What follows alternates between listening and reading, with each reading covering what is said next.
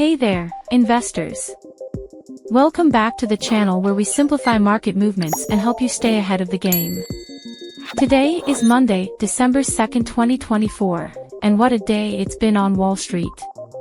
Let's break down the big stories, the numbers, and, of course, what we might see when the markets reopen tomorrow. Let's kick things off with a quick overview. The Dow Jones gained 1.2%, pushing past the 36,000 mark again, thanks to strong performances in industrials and healthcare. The S&P 500 added 0.8%, driven by energy stocks rebounding from last week's pullback.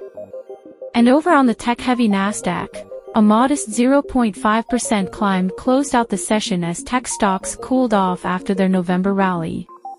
Today's gains came in part because of optimism about the Federal Reserve. Recent comments from Chair Powell hinted at a possible pause in rate hikes, giving investors some breathing room. Now, let's zoom in on the standout stocks of the day. Apple AAPL, the tech giant, gained 1.4% after unveiling a new subscription service aimed at small businesses, which analysts predict could drive significant growth in 2025. Chevron, CVX, oil prices surged nearly 3% today after OPEC Plus indicated it might extend production cuts. Chevron stock jumped 2.7%, leading the energy sector rally. Tesla, TSLA, on the flip side, Tesla fell by 1.8% following disappointing delivery numbers for November.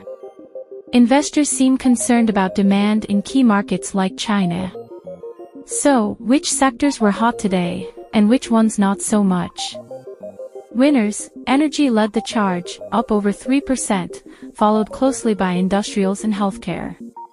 The energy sector got a boost from rising crude oil prices, while healthcare benefited from strong earnings reports.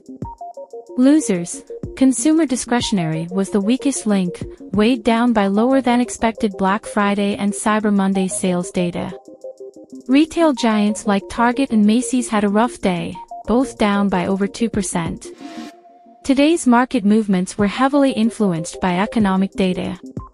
The ISM Manufacturing Index came in at 50.5, slightly better than expected. It shows a slow but steady expansion in manufacturing. Meanwhile, construction spending for October rose 0.6%, beating estimates, which gave industrial stocks an extra lift. The big question on everyone's mind is inflation. While today's data didn't directly address that, the Federal Reserve's Beige Book, set to release Wednesday, could provide crucial insights into whether inflationary pressures are easing. Now, let's talk about tomorrow, December 3rd, 2024. What should you keep an eye on? Earnings reports. We've got major players like Salesforce and Dollar General releasing their numbers. Salesforce could set the tone for tech, while Dollar General might offer clues about consumer sentiment heading into the holidays.